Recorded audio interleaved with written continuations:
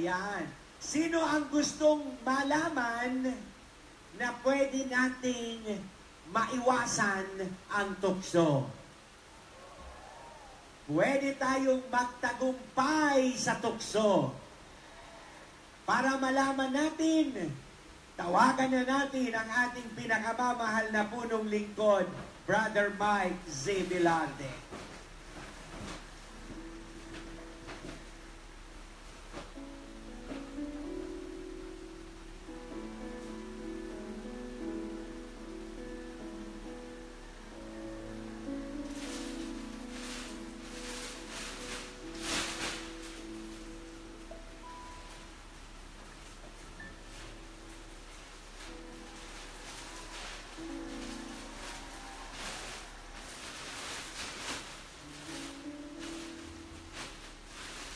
Ang kamay. Isigaw niya ang salitang tukso. Find your partner.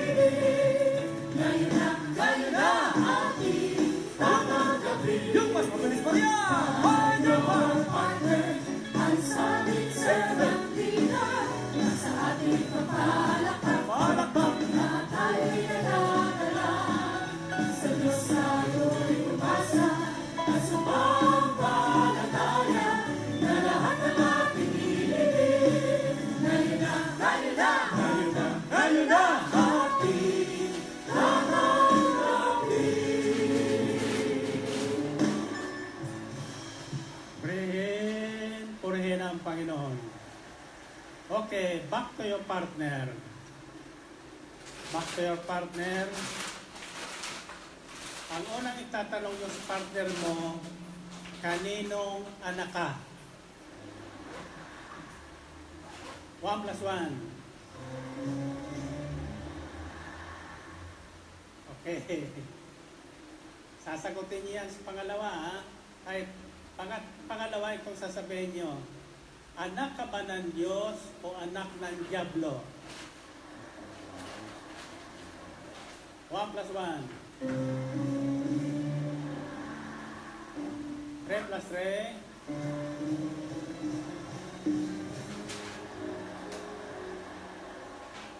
Okay. Sasagutin niyo sa uli yan kung kaninong anak ka. Sa Diablo o sa Diyos? Sino nagsasabing anak siya ng Diyos? Very good. Maalaman natin mamaya yan kung kaninong anak talaga tayo. wala kong patatamaan ngayong gabi, subalit batubag sa langit, ang tamaan nito, wag na sa aking magagalit. Amen ba? Magpasalamat ka pa sapagkat mayroon sa inyo ng gigising. Amen ba? 1 plus 1. 3 plus 3.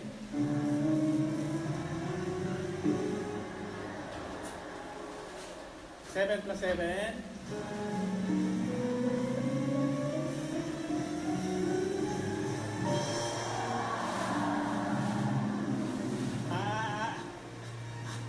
Ano sinagot nyo?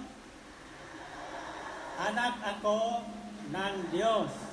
Sinong sabing anak siya ng Diyos? Very good, very good. Tasa kamay nyo.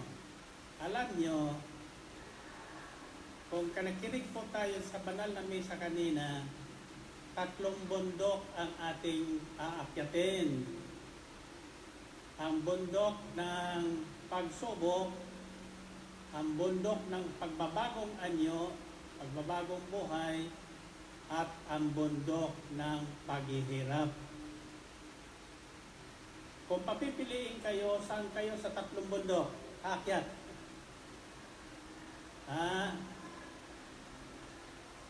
Sa bundok ng pagbabagong anyo. Well, anyway, whether we like it or not, just like Jesus, we are going through these 3 mountains.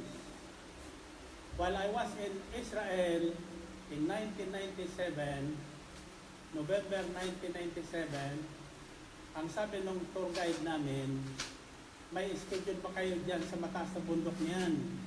Kako ano yung bundok niyan? That is called the Temptation Mountain. Ang sabi ko sa kanya, ayaw kong makyat yan. Bakit ayaw mo? Sapagkat ayaw kong tuksuin ako. Ngayon, ang tanong ko ay, maiwasan ba ang tukso? Ano ang dapat gawin ng tao kapag dumarating ang tukso, ang manunokso? Okay. Mayroon kong patatandaan sa inyong 3 salita na nagsisimula pa ang unang salita sa letter P. Ang pangalawang salita nagsisimula sa letter C. At ang huling salita nagsisimula sa capital letter J. P, C, J. Sabihin nyo, P, C, J. Hindi PSG ng Malacanang ha, kundi PCJ. Gusto nyo malaman ang ibig sabihin ng PCJ? Kasi mo lang yung prayer request. Bilang mga anak ng Diyos, lahat na kailangan natin ay pwede nating hingin sa Diyos at Kanya namang ibibigay sa atin anuman ang ating hingin. Naniniwala ba kayo doon? Tatanungin ko muna kayo, anong gusto nyong pasalubong? Kotse?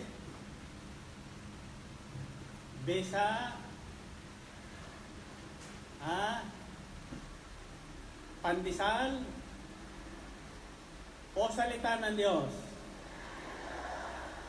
Sino nagsasabing salita ng Diyos? Ang sabi ng Panginoon, nang siya'y tuksohin, ang tao ay hindi lamang nabubuhay sa tinapay, kundi sa bawat salitang namumutawi sa bibig ng Diyos. Ibig sabihin, kailangan natin ang tinapay, kailangan din natin ang salita ng Diyos. Pakikita ko sa inyo kung anong taglay ng mga anak ng Diyos ngayong gabi. Sabihin niyo, Panginoon, ako po'y naririto hindi bilang anak ng dyablo, kundi bilang anak ng Diyos. Tulad ni Kristo Jesus na nag-iisang anak ng Diyos. Kung naipagbigay nyo sa tao si Kristo na inyong nag-iisang anak na kinalulugdan, yung aking kahilingan ngayon, natitiyak kong inyo ring ibibigay sa akin sa ngalan ni Jesus. Amen? Amen. Okay. Babae niyo maghawak kamay. Kayo ba'y naniniwalang answered prayer na yan? Wala kayong hihingin o iisipin ngayong gabi na hindi nyo tatanggapin bilang pasalubong sa atin ng Panginoon. Amen ba? Taas mo ng kamay nyo. Noong maliliit pang aming mga apo, ang isang apo ko doon, isang araw ay nasa Tagaytay kami. Ang sabi niya, pagbaba ko ng kwarto, ang sabi niya, Papa, you are the great Papa on earth. Ang sabi ko naman sa mami niya, kay Lisa, kako, tanungin mo si Jamie, anong ibig sabihin ang sinabi niya? I said, Papa is the great Papa on earth. I said, why? Because every time he goes abroad, pag uwi niya, may dalang pasalubong sa amin. Nasa kamay nyo. But that is Brother Mike. Pwedeng makalimot ng pasalubong. Ang Diyos na aking pinakikilala sa inyo at inahayag sa dakong ito for the last 34 years is the greatest Papa we ever had. Hindi pa tayo humihingi, alam na niya kung ano ang ating kailangan. At pagtaas ng ating kamay, pag hindi tayo nag-alinlangan, tatanggapin natin ng lahat ng ating kahilingan. Amen ba? Okay, taas ang kamay. Sabilan kong 3, yuyuko kayong 3 ulit, nakadipa, at sasabihin nyo, anak ako ng Diyos, anak ako ng Diyos, anak ako ng Diyos. Ulitin nyo nga.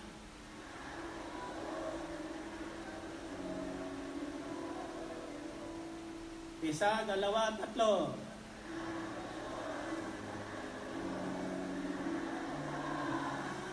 Purihin ang Panginoon. Okay, you may be seated now. Hindi tayo magtatagal. Subalit, mayroon akong ilang katanungan na itatanong sa inyo. Una, do you know who you are? Alam nyo ba at kilala nyo ba kung sino kayo? Sino nagsasabing kilala niya at alam niya kung sino siya? Nakikinig ba kayo? Tandaan niyo po ang 3 salitang ito para pagdating ng pagsubok, hindi kayo uurong, hindi kayo lalayo, hindi kayo iiwas. Hindi po maiiwasan ang tukso. Ngayong panahon ng Kwaresma, marami po ang tukso. Nandiyan na ang traffic, nandiyan na ang mga parte dito, parte doon, nandiyan na ang mga bagay na humahadlang sa atin para tayo makasamba at makalapit sa ating Amang nasa langit, na nagbigay sa atin ng karapatang maging anak ng kataas-taasang Diyos. Bilang mga anak ng kataas-taasang Diyos, tandaan niyo po ang 3 salitang ito. The first letter represents the word power. Hindi power, kundi powered. Pinagkalooban ng kapangyarihan. may taglay na kapangyarihan ang lahat na anak ng Diyos. Kaya hindi po umuurong sa panahon ng pagsubok. Hinaharap, nilalabanan ang anumang pagsubok na dumarating. Dahil sa kapangyarihang taglay niya bilang anak ng Diyos, tiyak na siya ay magtatagumpay tulad ni Jesus na ating Panginoon. The next word is, it starts with letter C. Ano yung C? Gusto nyo malaman? Sabi sa sulat ni Juan, unang kabanata, He came into this world, He came unto His people, but His people did not receive Him. Naparito siya sa kanyang bayan, subalit ang kanyang mga kababayan ay hindi siya tinanggap. But as many as received Him, even those who believe in His name, God gave the power to each man to become a child of God. So the letter C is child, anak. The first word is power. Sigaw niya salitang power. Hindi power ako, hindi powered. Pinagkalooban ng kapangyarihan maging anak ng Diyos. And the third word is God. PCG, powered child of God. So when temptation comes, at iyan po ay dumarating sa buhay ng tao, lalo na ngayong panahon ng Kwaresma, lahat ng taong may pananalig sa Diyos ay daraan sa pagsubok. Iba't ibang pagsubok. Ang Diyos ay hindi po nanunubok, hindi nanunukso, at hindi naman natin siya matutokso. Sino ang manunukso? Ang dyablo at ang kanyang mga anak. Now, know this word that comes from the mouth of the tempter. Pag-iisipin ka, ang sabi niya sa Panginoong Jesucristo, kung ikaw nga ang anak ng Diyos, if you are the Son of God. In other words, Satan knows who Jesus is. Kilala niya kung sino si Jesus. Kilala ng dyablo kung sino ka. Kilala ng dyablo kung sino ako. At ang lingwahe po ng dyablo at ng kanyang mga anak ay if. Kung itong utos na ito ay nanggagaling kay Brother Mike, in other words, wala siyang paniniwala na nanggagaling sa akin. Kanya po ang naririnig ko sa karamihang na nasa ibang bansa na hindi nakikinig sa ating mga mensahe dito. Now, if means doubt, creating a doubt. Ang demonyo ay laging mag-create ng alinlangan. Although alam na niya na si Jesus ay Diyos at nag-iisang anak ng Diyos at Diyos niya. Siyang salita sa pasimula at ang salita ay Diyos. Kasusundan niyo ba? Now the tempter came and said, if you are the Son of God, tell these stones to become bread. Why? Because whatever God says will happen.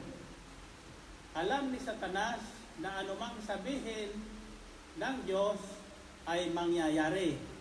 Kahit ang bato, pwede niyang gawing tinapay. Kahit ang batugan, pwede niyang gawing masipag. Amen ba? Nasusundan niyo? Now, so the first question na inain ng Diablo kay Kristo ay kung ikaw ay anak ng Diyos. But Satan knew that Jesus is the Son of God. Kaya niya itanong yun, prove to me. Ibig sabihin, patunayan mo sa akin na ikaw nga ang anak ng Diyos. Kung ikaw yon, si Kristo, anong gagawin mo? Ha? Kung ako yon, siguro, uutusan ko yung mato na maging tinapay para patunayan ko kay Satanas na anak ako ng Diyos. Pero hindi ginawa ni Jesus yun sapagkat kilala niya ang kanyang sarili. Hindi mo na kailangang makipag-away para patunayan mong ikaw ay anak ng Diyos sa mga anak ng Diablo. Pakikilala ko sa inyo mamaya-maya kung sino kayo at kung sino ako. Kung tunay tayong mga anak ng Diyos o anak-anakan lang. Pero anak pala tayo ng Diablo. Now, so ingatan niyo po ang salitang kung. Isigaw niyo ang salitang kung. Ang salitang kung, in English, if. Iyan po ay hindi galing sa bibig ng Diyos. Iyan po ay galing sa bibig ng Diablo. Iyan ang pasok niya para tuksuhin ang tao. Nasusundan niyo ba? Now, why did I say we are powered child or children of God? Sapagkat si Jesus, tulad natin naging tao. Taong-tao, tunay na tao si Jesus. Ang pagkakaiba po lamang, pinukso si Jesus, pero hindi siya napatukso. Sa iba't ibang paraan, hindi siya nabahira ng kasalanan sapagkat pinaglabanan niya ang manunukso. Sapagkat ang kasalanan ay nagsisimula sa tukso. Ang tanong ko sa Hong Kong, and by the way, ako po'y natutuwa sapagkat doon sa Hong Kong, marami kong nakitang bagong mukha. Bagong mukha na hindi ko nakikita noon. At ang balita sa akin, galing yun sa iba't ibang denomination. Nag-osyoso para tingnan nila kung talaga ako'y gwapo. Noong una, tahimik sila. Pero bandang huli, noong nagsasayawan at nag-aawitan na, kung todo gusto na sila kung umawit. Sa bakit? Sapagkat nakilala nila ang kanilang sarili na hindi sila nabubuhay sa reliyon. Walang taong nabubuhay sa reliyon. Nabubuhay ang tao sa bawat salita na namutawi sa bibig ng Diyos. Ang mga anak ng Diyos ay nabubuhay hindi lamang sa tinapay. Kailangan natin ng tinapay para sa ating katawan. In fact, ang isang panalangin ko yun lagi is, bless this food and water that I'll partake from your bounty, O God, to nourish my body, keep me healthy and strong, to do your holy will, continually and conscientiously. Pagpalain niyo po ang pagkain ito ng aking katawan para manatili ako malusog, para magawa ko at masunod ang iyong kalooban habang ako ay nabubuhay. Amen ba? Sapagkat iyan po ang layunin ng pagkatawag sa atin bilang mga anak ng Diyos. Masunod ang kanyang kalooban. Now, how do you become a powered child of God? Paano tayo magkakaroon at magtataglay ng kapangyarihang humarap sa lahat ng pagsubok at pagtagumpay? Tatlong bundok ang ating aakyatin. Ang bundok ng pagsubok, ang bundok ng pagbabagong anyo at ang bundok ng pagdurusa. We cannot avoid these three mountains. Bago dumating ang bundok ng pagdurusa, dumating muna sa mga alagad ang bundok ng pagbabagong anyo. Pagbabagong anyo ni Jesus.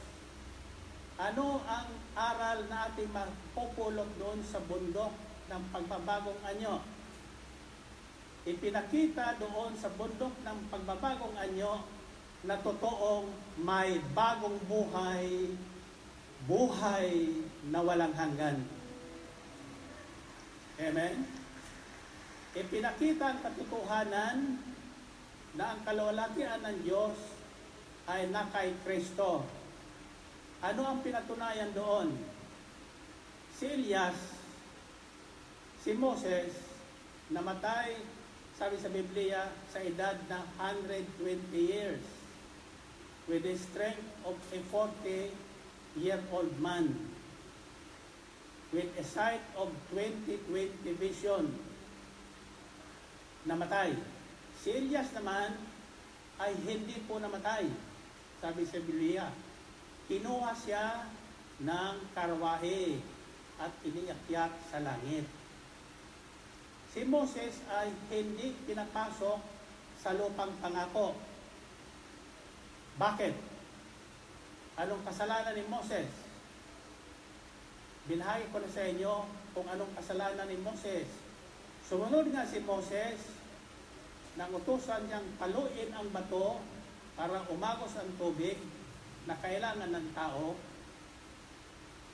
Pinalo niya ang bato ng padabog. Padabog. Kaya sabi sa Biblia, ang sabi ng Diyos, pagkatapos paluin ni Moses ang bato, sa ginawa mo niyang, pinahiya mo ko sa mga taong kasama mo. Hindi kita papapasukin sa lupang pangako. Kaya lang dito sa bundok ng pagbabagong anyo ng Panginoong Kristo, nakita ng mga alagad ang dalawang propeta, si Moses at si Elias. Anong ibig ipakita doon? Totoong may buhay na walang hanggan. At ang lahat na nananalig sa Diyos, sa anak ng Diyos, at sa salita ng Diyos, magtataglay ng buhay na walang hanggang kasama si Moses at si Elias. Amen ba? Ang tanong ko ay ganito sa Hong Kong.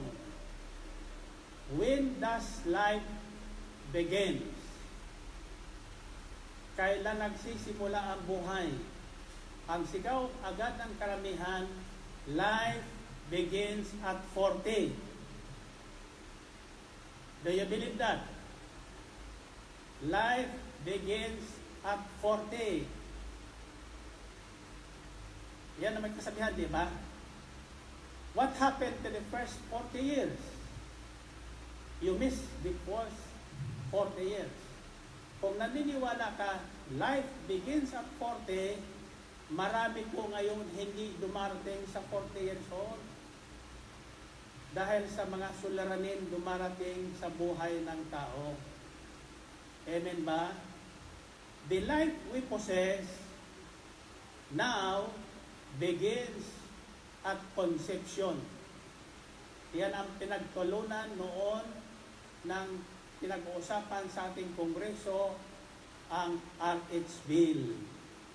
Ang sabi ng iba, hindi pa buhayan sa sinapupunan. But the life we possess begins at conception, sa paglilihi. Kapag naglihi na ang isang babae, may buhay na sa kanyang sinapupunan. Buhay na mahalaga sa Diyos. Amen ba? But that life has an end. May buhay, may katapusan ang buhay na ating tinataglay ngayon. Kaya isang gabi, may isang binatang mayaman na lumapit sa ating Panginoong Kristo at nagtanong, "Mabuting guro, ano po ang dapat kong gawin para magkaroon ng buhay na walang hanggan?" Sabihin nyo nga, "Mabuting guro, ano po ang dapat kong gawin para magkaroon ng buhay na walang hanggan?" Ang tanong ko ay, sino sa inyo naniniwalang may buhay na walang hanggan? Ngayon, next question is, ang buhay na walang hanggan, kailan nagsisimula? Kailan nagsisimula?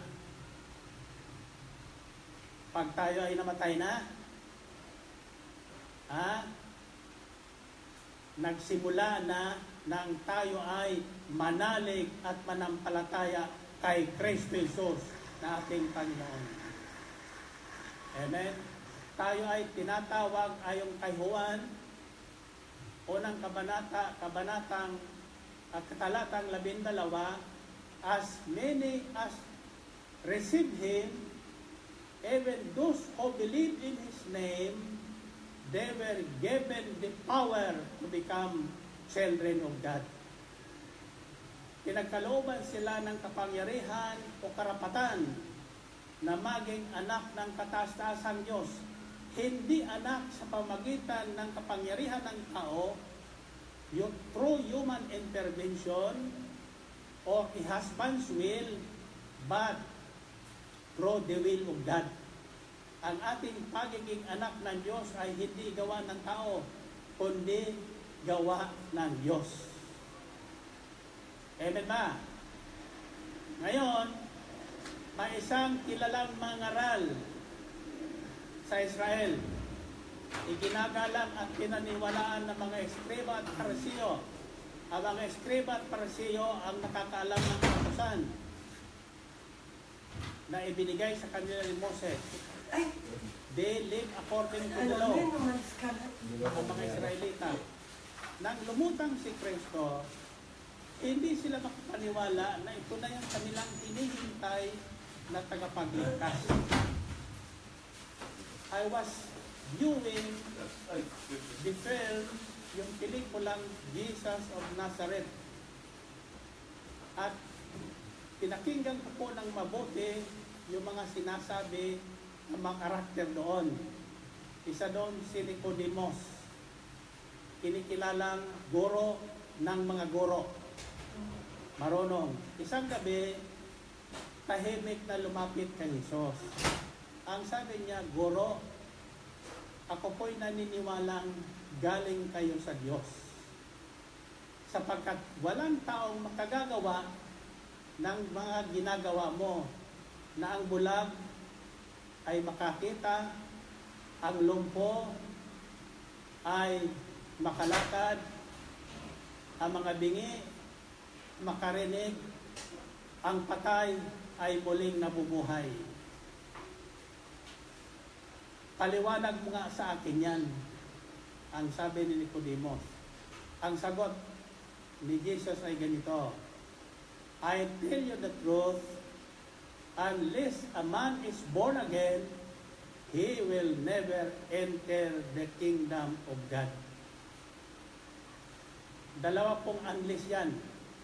Yung una, na binahay ko sa inyo, unless a man change his life and become like little children, he will never enter the kingdom of heaven. Naguluhan si Nicodemus. Ang sabi niya, paano yun? Matanda na ako.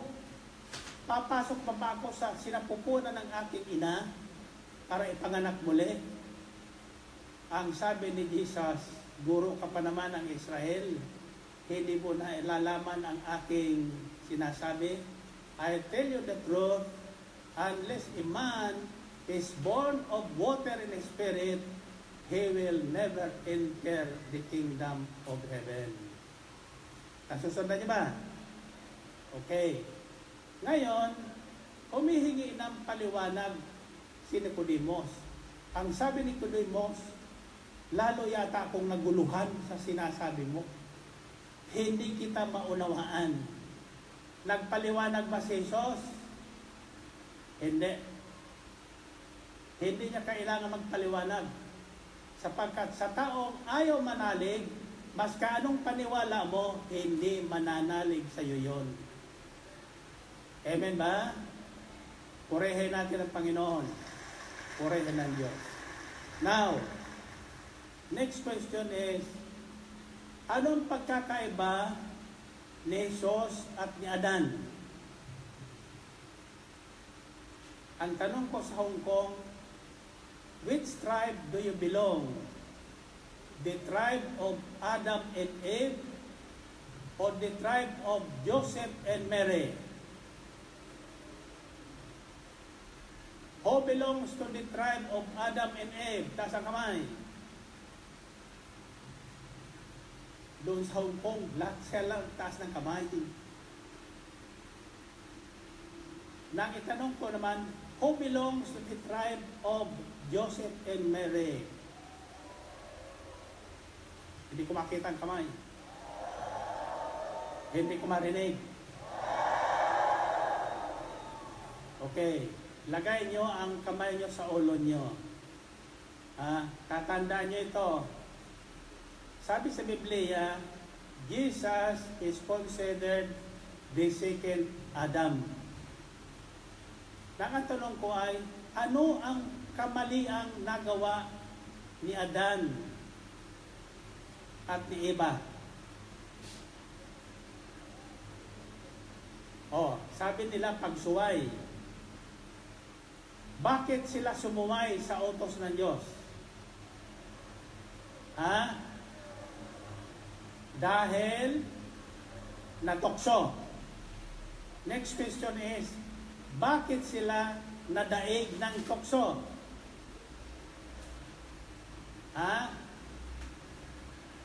Bakit? You know why? At that time, Adam and Eve was living in prosperity. Wala silang ginagawa kundi mamitas ng bungang kahoy si Eva at si Adan. At hindi na kailangan manalangin sapagkat naririnig nila ang tinig ng Diyos, naririnig nila ang yapak ng Diyos sa halamanan tuwing hapon, in the cool of the day. So, ingat po kayo sapagkat ang tao, pag walang kailangan, hindi maalalang tumawag sa Diyos. At sabi sa Biblia, nagsimula lamang ang taong tumawag sa Diyos o manalangin sa Diyos sa panahon na ni Enoch. Hindi sa panahon ni Eva at ni Adan. Kaya sila madaling natukso. Ang tanong ko ay, bakit hindi natukso si Jesus? Bakit? Sapagkat si Jesus ay babad sa salita ng Diyos. Namuhay ayon sa salita ng Diyos at laging nananalangin sa kanyang Ama. Nasusundan niyo yun? Kaya nang dumating sa kanyang manunokso, alam niya ang kanyang isasagot. Man does not live on bread alone, but on every word that comes from the mouth of God. In other words, we are not only flesh. Hindi lang tayo laman at dugo. We are a spirit being. Mayroon tayong tinatawag na inner man, yung hindi nakikita ng tao. Hindi natin nakikita, pero nararanasan natin. Iyon ang buhay na bigay sa atin ng Diyos, na galing sa Diyos. Hindi gawa ng tao, kundi gawa ng Diyos. Nasundan niyo ba? Sa lahat na nanalig at tumanggap sa salita ng Diyos, namuhay ayon sa salita ng Diyos, pinagkalooban sila ng karapatang maging anak ng kataas-taasang Diyos. Purihin natin ang Panginoon. Purihin ang Diyos. Next question. Ano sa tingin ninyo ang pangunahing kailangan ng tao ngayon? Ano? Ano sa tingin nyo ang pangunahing kailangan ng tao ngayon? Pagkain daw, sabi nila. Pagkain.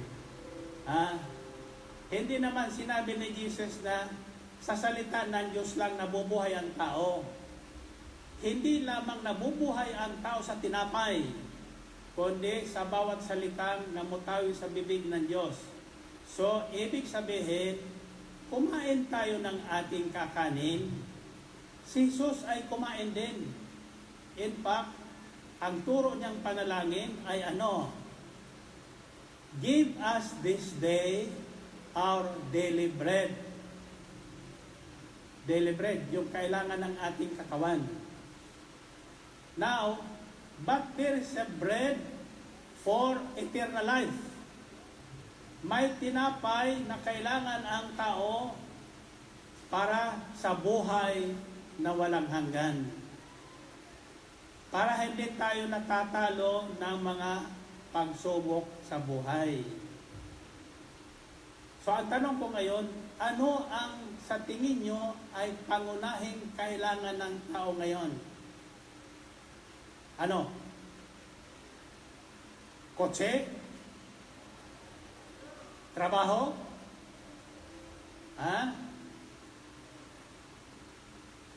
Ano?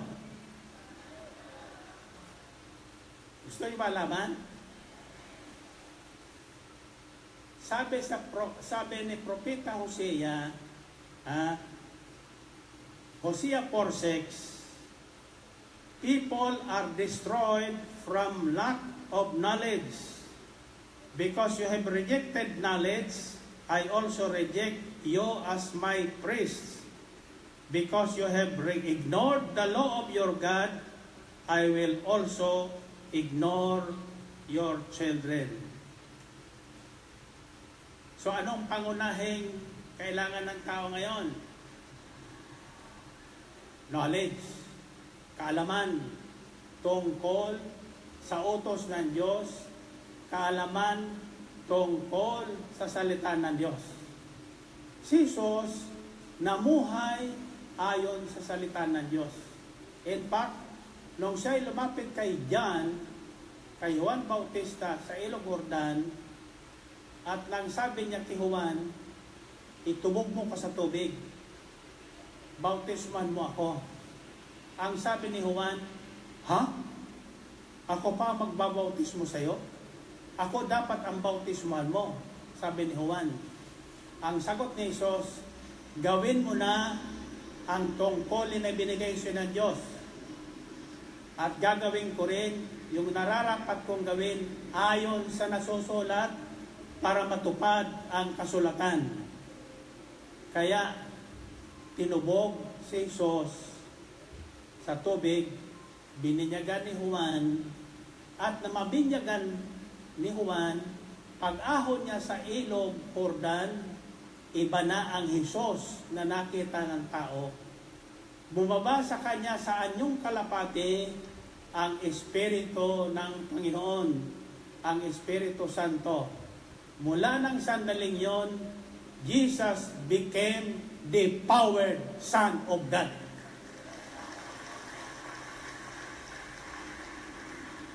Namuhay na si Jesus ayon sa kasulatan, sapagkat lahat ng kasulatan ang tinutukoy doon ay si Jesus na darating na magliligtas ng kanyang bayang Israel. As I was viewing Jesus of Nazareth in the Bible story on the History Channel, nakita ko doon na kapag ang bayang Israel ay lumalayo sa Diyos, binabaliwala nila ang salita ng Diyos, ang kautusan ng Diyos, sila po ay nabibihag ng mga kaaway. They became slaves. In the last time they were slaves was when the king of Babylon, Nebuchadnezzar, nilusob po ang Israel at binihag ang mga Hudyo. But always remember this, God never in all those years forgot His chosen people. Hindi niya nakakalimutan ang kanyang bayang pinili. Laging mayroon siyang iniiwan na isang tao na may pananampalataya sa kanya at sa panahon ng pangangailangan ng bayang Israel, makalaya sila sa pagkaalipin, lulutang ang taong ito. At ang taong ito ay si Daniel. Si Daniel. Nang mag-utos na po ang haring Nebuchadnezzar na ang lahat ng tao at lahat na bihag ay sumamba sa kanyang rebulto, mayroon pong 4 na taong Israelita na hindi dumupa at yumuko, sumamba sa rebulto ng hari. Sino yon? Si Daniel, si anong tawag nun? Abednego. Sino pa?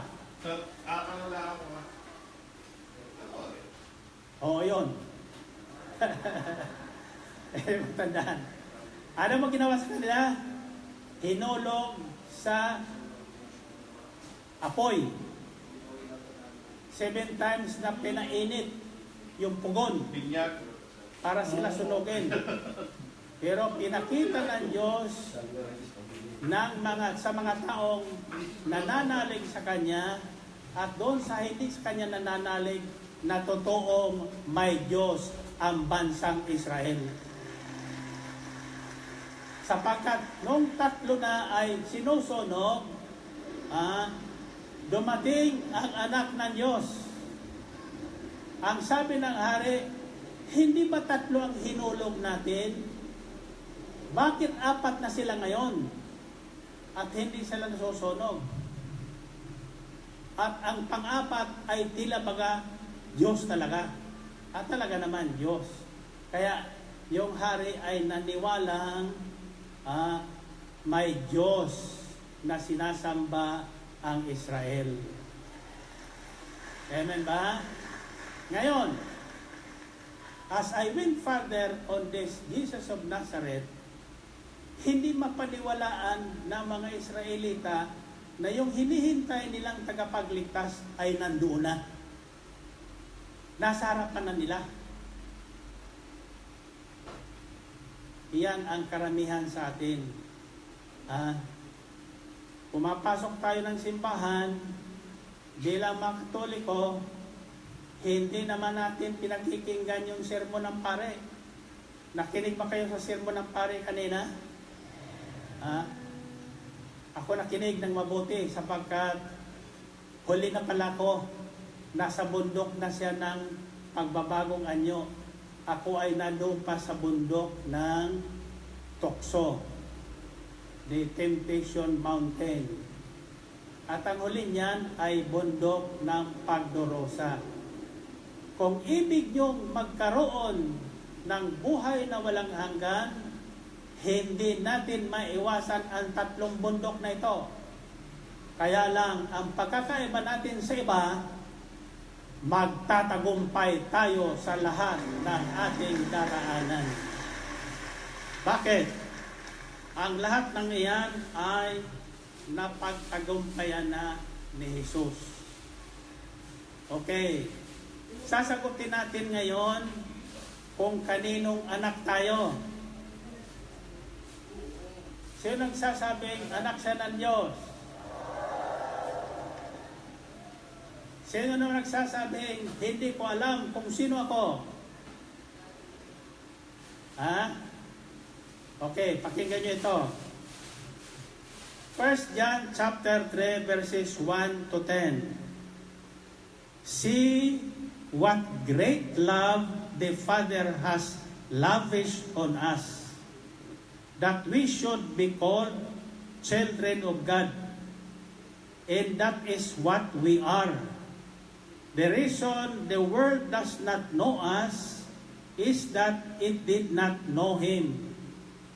Dear friends, now we are children of God, and what we will be has not yet been made known.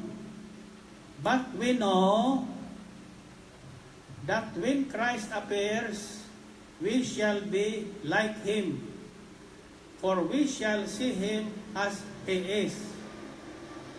All who have this hope in Him purify themselves, just as He is pure. Everyone who sins breaks the law. In fact, sin is lawlessness. But you know that He appeared so that He might take away our sins. And in Him is no sin. No one who lives in Him keeps on sinning. No one who continues to sin has either seen Him or known Him. Dear children, do not let anyone lead you astray. The one who does what is right is righteous, just as he is righteous. The one who does what is sinful is of the devil, because the devil has been sinning from the beginning. The reason the Son of God appeared was to destroy the devil's work. No one who is born of God will continue to sin, because God's seed remains in him. They cannot go on sinning because they have been born of God. This is how we know who the children of God are and who the children of the devil are. Anyone who does not do what is right is not God's child, nor is anyone who does not love their brother or sister. Okay. Naintindihan niyo may English ko? Binasa ko lagi sa Biblia yon eh. Ang tao daw na napaampon sa Diyos, nanalig at nanampalataya sa anak ng Diyos, at tinanggap niya si Jesus, nanalig sa kanyang pangalan, ay binibigyan ng kapangyarihang maging anak ng Diyos. Narinig niyon?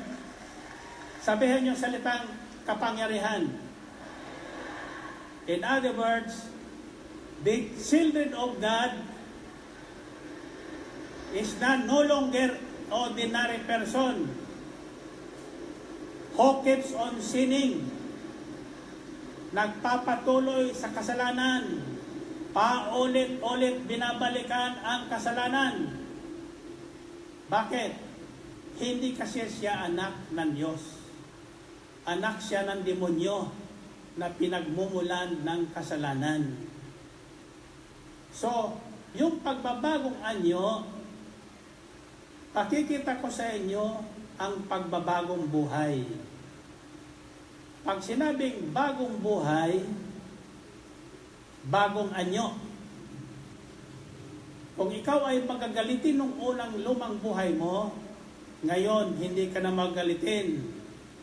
Kung ikaw ay kuripot nung unang buhay mo, ngayon maluwag na ang palad mo. Amen ba?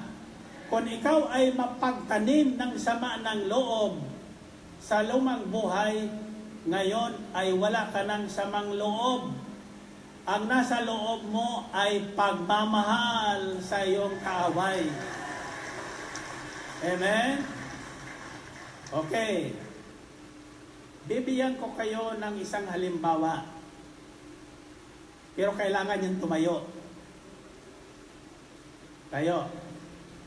Okay. Sino ang gustong magbagong anyo? Tulad ng Panginoon. Okay. Saan kayo ngayon nakaharap? Saan kayo nakatingin? Sa akin. Ano ang nakikita nyo? O, mata nyo ang ginagamit nyo. Okay. Kung gusto nyo magbagong anyo, ano ang gagawin nyo? Tatalikod kayo sa akin. Turn your back from me. Turn your back. Okay. Ano ngayon ang nakikita mo? Ha? Yung likod. Aeroplano. Aeroplano nakikita nyo.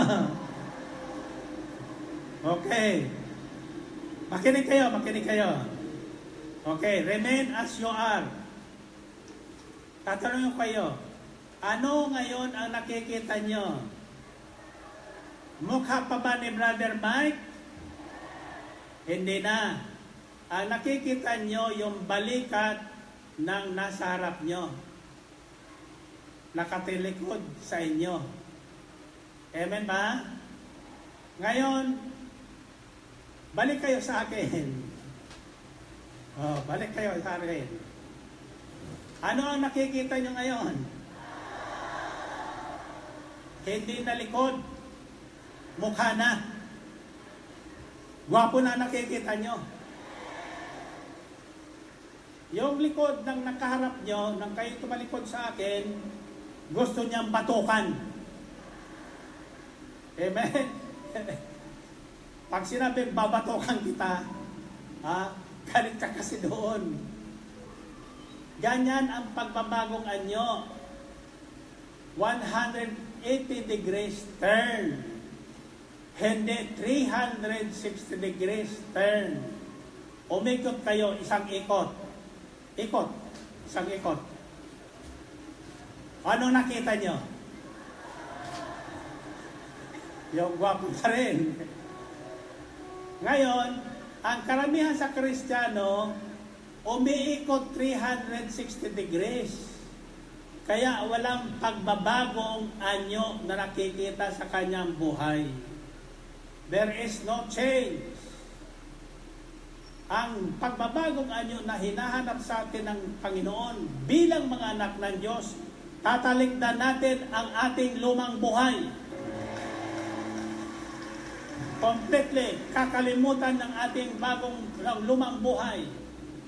Kung yung lumang buhay nyo, magagalitin, matampuhin, papagtanim ng sama ng loob, kinakalimutan na niya yon. Ano na ang tinatanim niya? Hindi na sama ng loob. Kaya nagbabago ang unyo niya. Magtanim ka ng sama ng loob, humarap ka sa salamin. Anong makikita mo sa mukha mo? Pangit. Pangit. Kaya yung mga anak ng Diyos, nanalig at nanampalataya kay Kristo Jesus, ay nagbabagong anyo. Nakikita niya sa mukha niya ang kaluwalhatian ng Diyos bilang anak ng Diyos. Bakit? Babad sa salita ng Diyos. Namumuhay ayon sa salita ng Diyos. Amen ba? Kaya sinasabi ko, bato-bato sa langit, ang tatamaan ng mensaheng ito, huwag sa akin magagalit, sapagkat ang anak ng Diyos ay hindi magagalitin. Ang mga anak ng Diyos ay pospos ng pag-ibig. Maging ang kaaway ay kanyang iniibig. Ang anak ng Diyos ay babad sa pananalangin. Ang mga anak ng Diyos ay laging nakangiti. Ang anak ng Diyos ay laging nagpapasalamat anuman ang nangyayari sa buhay. Amen? Taas ang kamay nyo. Sabi sa Biblia, 1 Thessalonians, pray continually, be joyful always, and give thanks in all circumstances. For this is the will of God for you in Christ Jesus. Lagi kayong manalangin, lagi kayong magalak sa Panginoon, lagi kayong magpasalamat, anuman ang nangyayari sa ating buhay, ipagpasalamat natin sa Diyos, hindi dahil doon sa nangyayari, sapagkat ang kalooban ng Diyos sa kanyang mga anak, laging nagpapasalamat. Laging masaya at masigla. Laging nananalangin. Kaya pagdating ng manunukso, hinaharap ang tukso, hindi iniiwasan. Nilalabanan ang tukso. Kasi pag iniwasan nyo ang tukso, lalo kayong hahabulin. Si Jesus, hindi niya iniwasan ang tukso, hinarap niya. At bawat sagot niya sa manunukso ay nababatay sa sinabi ng Diyos. Bakit? Namuhay si Jesus ayon sa salita ng Diyos. Iyan ang dapat ating ipamuhay mula sa araw na ito. Mamuhay tayo ayon sa salita ng Diyos. Huwag ko nang maririnig sa bibig ng mga anak ng Diyos ang salitang kung. Kung mahal ako ng Diyos, bakit hindi ako nililibre ni Brother Mike sa pwesto ko? Hallelujah. Walang libre po. Ha? Sa mundo, walang libre. Walang libre. Si Jesus, pinaghirapan niya lahat para manahin natin yung pamanang nakalaan sa atin na hindi natin pinaghirapan sa buhay na ito. At ano ang pamanang yon? Buhay na walang hanggan. Amen? Kaya hindi pwede yung basta manalig ka. Kailangan patunayan mo yung pananalig sa pamagitan ng gawa. Huwag kang ngawa ng ngawa. Pakita mo sa gawa na ikaw ay tunay na anak ng Diyos. Ang mga anak ng Diyos ay hindi nagpapalibre, naglilibre pa ng iba. Amen ba? Purihin natin ang Panginoon. Purihin ang Diyos. Kaya, ang sabi ng pare kanina, kung pinakinggan nyo, maraming mga anak ngayon na hindi na anak ng Diyos, kundi anak na ng dyablo. Bakit? Sino may kasalanan?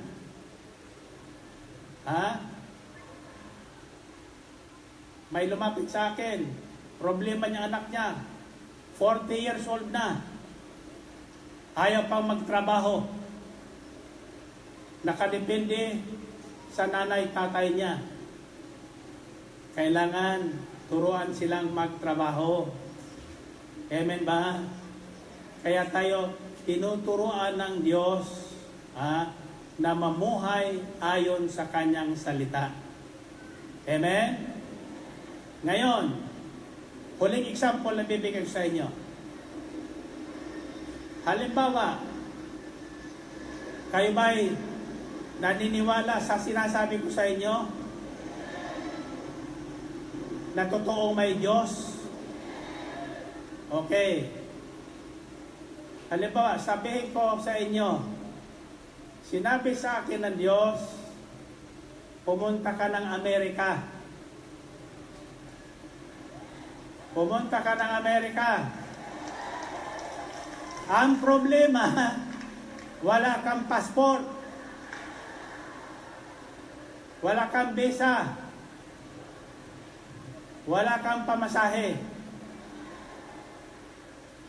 Pero ang utos, pumunta ka ng Amerika. Ano ang gagawin mo? Ha? Ang unang gagawin mo, yung kailangan mo pumuntang Amerika, kukuha ka ng passport. Pangalawang gagawin mo, kukuha ka ng visa. Ngayon, may passport ka na, may visa ka, wala ka namang pamasahe. Ha? Anong gagawin mo? Ha? Wala kang gagawin. Susunod ka lang. Susunod ka lang. Sapagkat ang nag-utos sa iyo ay may kapangyarihang magbigay ng visa, may kapangyarihang magbigay sa iyo ng sasakyan o pamasahe. Oh. Ngayon, may inutusan ako isang disciple. Kako, pumunta ka ng Kuwait. Ganyan. Ay sabi niya, bawal po. Sino nagbabal? Si President Duterte. Ang sabi niya. Ang sabi ko sa kanya, pumunta ka ng Kuwait, ipahayag mo ang mabuting balitang ito. Okay. Ngayon ang tanong niya, wala po kong pamasahe. Kako, huwag ka nang pumunta. Huwag ka nang pumunta. Bakit? Wala kang pananampalataya sa Diyos. Ang tao may pananampalataya sa Diyos, ang sagot lagi sa utos ng Diyos, yes, Lord!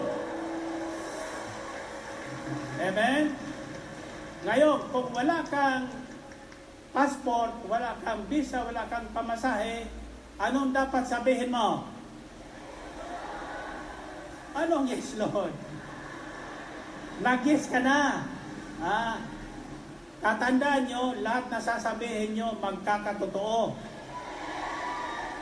Ang dapat sabihin ng mga anak ng Diyos, wala ka man, ito ang sabihin mo, God will provide. God will provide. Amen ba? Okay, huling tanong.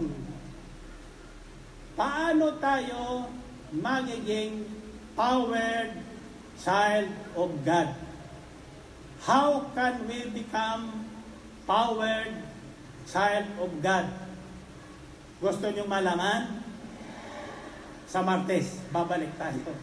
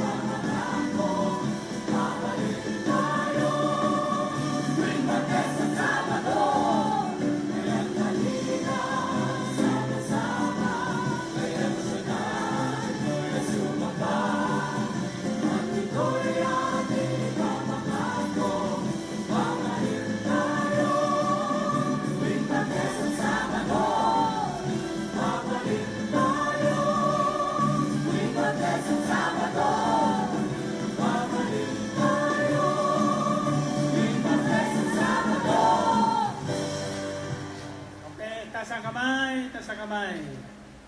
Okay. Yung lahat na ibig maging powered child of God, tumalo ng 7.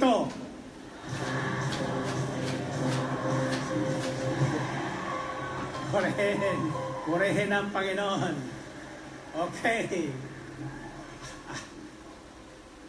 Nakikinadya pa ba kayo? Anong gusto niyong iuwi ngayon? Bilang espesyal na pasalubong. Ano? Sigaw nyo. Biyaya daw eh. Biyaya. Sasabihin nyo, pag-uwi nyo, I am a powered child of God. Tatandaan nyo, tayo hindi basta inampon ng Diyos na talunan. Binigyan tayo ng kapangyarihan para paglabanan ang sanlibutan ito. Sabi ni Jesus, dito sa sanlibutan, marami kayong kapighatiang daraanan. Huwag kayong matakot. Huwag kayong mabagabag na pagtagumpayan ko na ang sanlibutan ito. Tulad ni Jesus, bilang mga powered child of God, mapagtatagumpayan natin ang lahat na kapighatiang darating sa ating buhay. Okay, tasa kamay. Tasa kamay. Pagtapong ko sa inyo, ito ang isisigaw nyo. Ito ang kailangan ko ngayon. Ano ang kailangan nyo ngayon? Knowledge who you are in Christ. Kaalaman kung sino kayo sa mata ng Diyos. Anong isisigaw nyo? Ito ang kailangan ko ngayon.